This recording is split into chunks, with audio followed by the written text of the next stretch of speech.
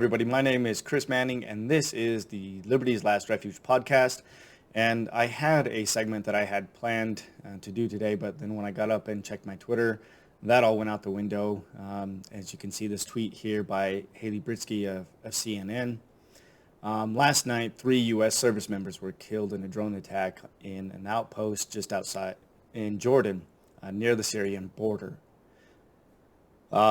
The president released a statement, but since he's a weak cuck, I have no desire to actually read what his piece of shit statement is.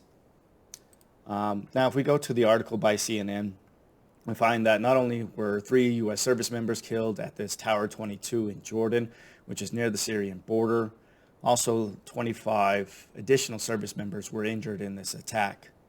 And that now brings up the number of 5 U.S. soldiers, U.S. service members who have been killed in the last week in the region because Joe Biden is weak and does nothing.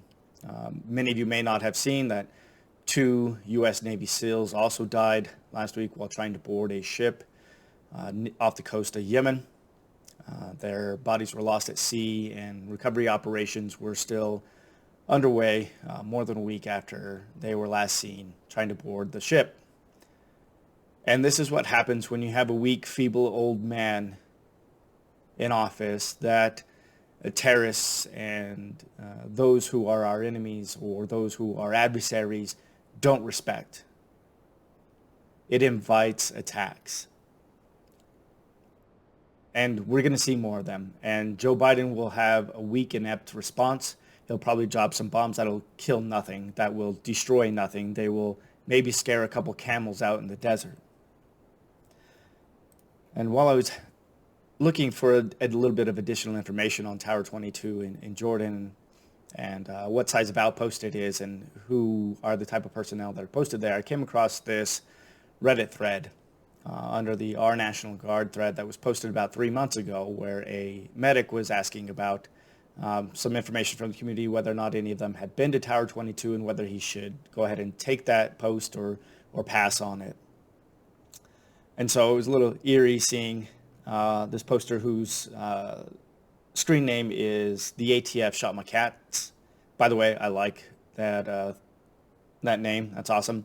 And if you, the original poster here, "The ATF Shot My Cats," if you are okay, I'd love for you to send us a message. Let us know that you are good. Like I said, he's posted a little bit later that he's medic, and so I hope that he's doing all right. But this also brings up another point. Why the hell do we have National Guard soldiers posted at outposts in Jordan and Syria and Iraq still? Okay, that is not the job of the National Guard. The job of the National Guard is to defend the United States of America, and the defense of the United States is not being carried out in Jordan.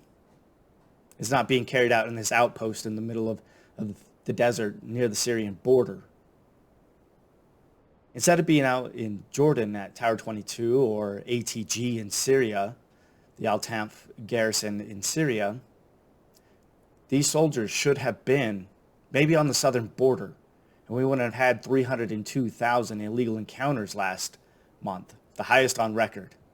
Maybe if we had 200 National Guard soldiers on the border to help Border Patrol, maybe they could ease some of the bleeding we have going on down there.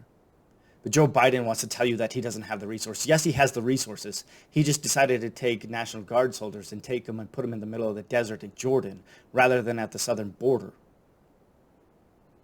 Now you can tell I'm a little bit heated because of the weakness that Joe Biden has invited, unfortunately, the death of these service members and probably the death of National Guard soldiers who shouldn't have been there in the first place, let alone our active duty troops.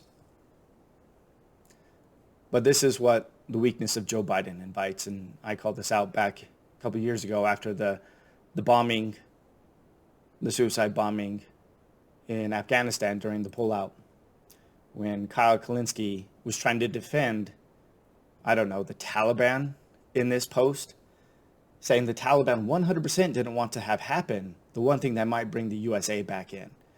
Which again shows that Kyle has no idea what the hell he's talking about, because there was no chance that the United States was going to stay in Afghanistan.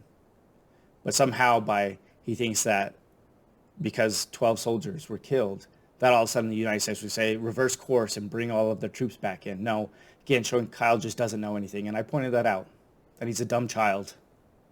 He has no clue what he's talking about.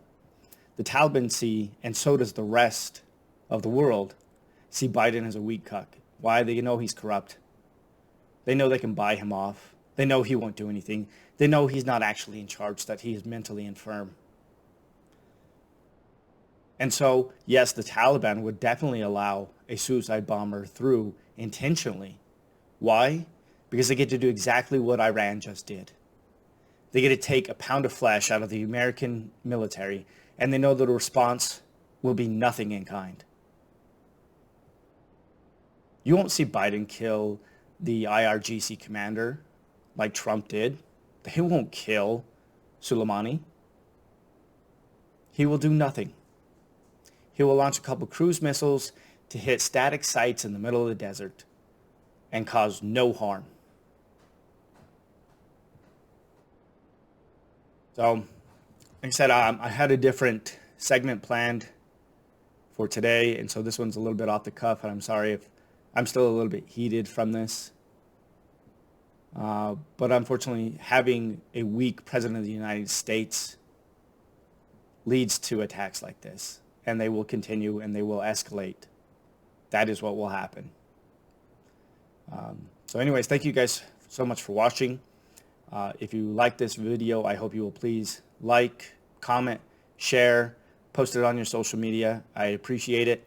Once again, my name is Chris Manning, and this is Liberty's Last Refuge.